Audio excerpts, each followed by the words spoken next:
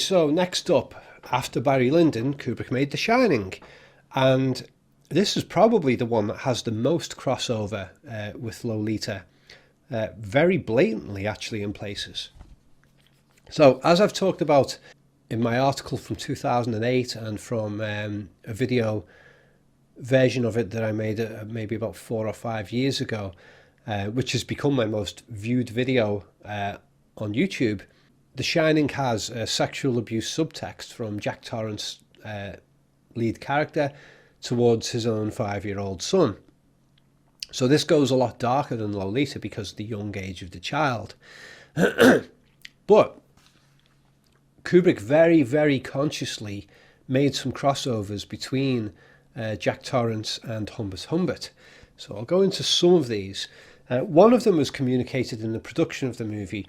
At the time that The Shining was being filmed here in Britain, James Mason was here filming. James Mason played Humbert Humbert in Lolita. Did an amazing job of it. Brilliant actor. Well, James Mason just happened to be in Britain at the time that The Shining was being made. And James Mason was in the same sort of studio area that Kubrick was in when he was making The Shining. And he was making a movie called Murder by Decree.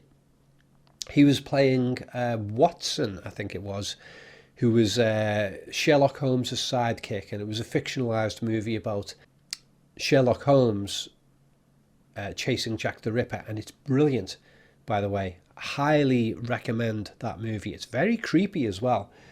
Superb. And I'm pretty sure Kubrick would have liked that movie. A lot of stuff in there. For those of you who are into your conspiracy theories, there's a lot of Masonic stuff very blatantly put into that movie. So that's very good. James Mason, Masonic. That's funny. I never thought of that connection with that movie before.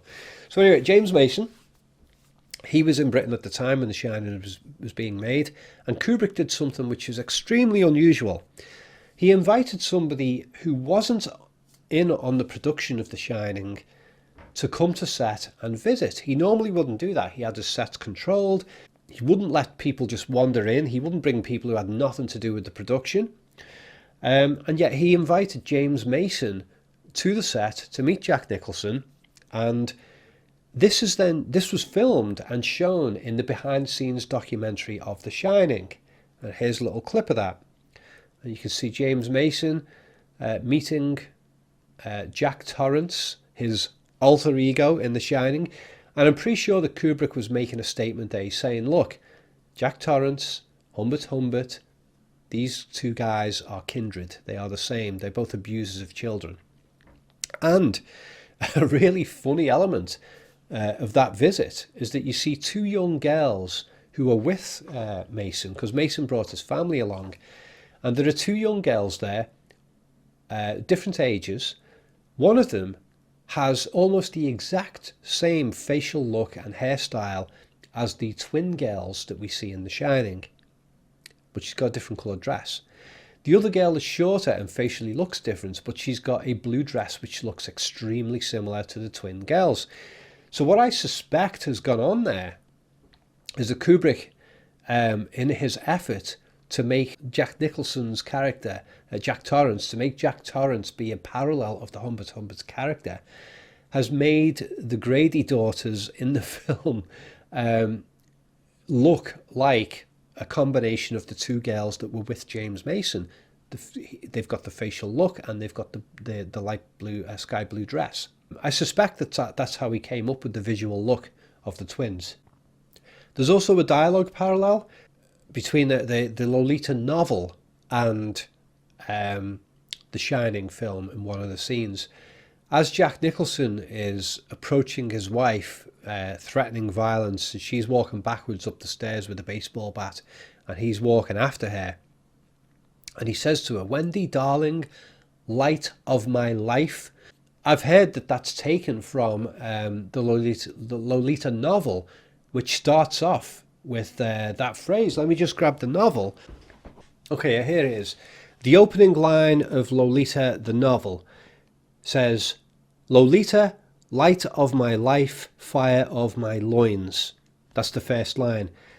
And in The Shining, he says, darling, light of my life. And I think he says, you didn't let me finish my sentence. And I wonder whether that was like a way of saying, you know, I was going to say, go on to say, fire of my loins, but you didn't let me finish my sentence. It's funny that he says that, you didn't let me finish my sentence, because I don't think she actually interrupts him. Anyways, so I'll just show that on screen, and you can decide what you make of that. Wendy, stay away! Darling, light of my life. I'm not gonna hurt you. You didn't let me finish my sentence. I said, I'm not gonna hurt you. I'm just gonna bash your brains in. Another remarkable comparison, this one I think is even more specific, is that in the end shot of Jack Torrance in an old 1921 ballroom photo, that famous cryptic shot where there's lots of things, everyone concentrates on Jack himself, but there's a lot of other things going on around him that are very, very important thematically.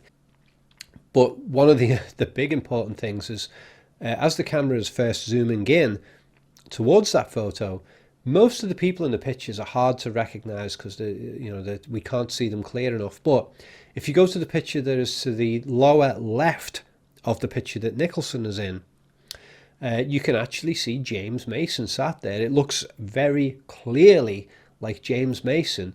A good close picture of him, and he seems to be looking up towards the picture of Jack Nicholson. So again, there you have a crossover between the two characters.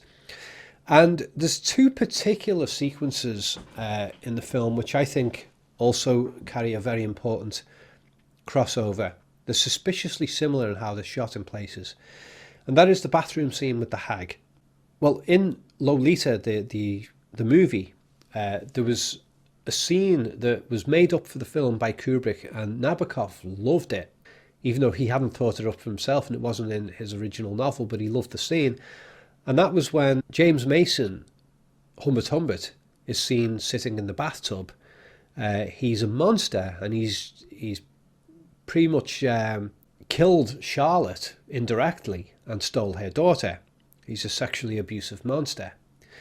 And there's an earlier scene where, before she dies, where he thinks that she's in the bathroom, and he goes to the bathroom, and we see from his point of view, he approaches with a gun, and he pushes open the bathroom door, and we see his hand reach in and slowly push the bathroom door aside. And that shot is so similar to when Jack Torrance reaches with his hand and pushes aside the bathroom door in room 237. Remarkably similar shots. And as I've talked about before, the room 237 sequence is basically a sort of a dream sequence in which Jack encounters a mirror of himself, which is the bathtub hag. He knows that he's sexually abused his own son. He encounters the bathtub hag and sees her in her rotten form in a mirror, like he's looking at himself and seeing himself as a rotten form.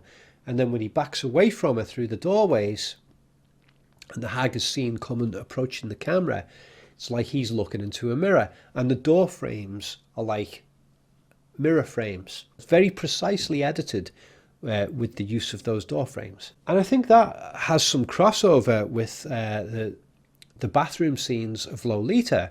So you have the one scene where James Mason pushes open the door slowly with that hand. I find it hard to believe that that's an accidental similarity to the shot in The Shining. But you also got the other scene in Lolita where it's James Mason, Humbert himself, who is sat in the bathtub, and he's the monster of the occasion. So I find that a really interesting crossover, the bathroom scenes between The Shining and Lolita. Kubrick was doing the same thing with The Shining that he did with Lolita. He wanted to communicate that the lead character was a sexual pervert monster who was extremely abusive to a child. With Lolita, he had trouble doing that with the censors because he was trying to do it in more obvious ways. With The Shining, he encoded it so deeply and in such an unusual way that the censors would never have even guessed it was there.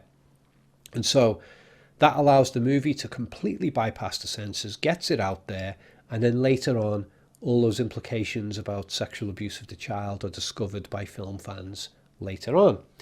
And I remain very convinced that it's there. And, you know, the fact that the video that I did on that is the most watched video that I've ever done, I think it's 1.9 million views, it's approaching now, and tons of agreement with it. And that video has had a lot of coverage in various news sources as well. So I do think that the content of that video has been very convincing for a lot of people who've watched it. And yet, when the movie came out, nobody knew it was there. Maybe some audience members might have got onto it a little bit, but critics and censors certainly didn't. Next up, we have Full Metal Jacket, and we have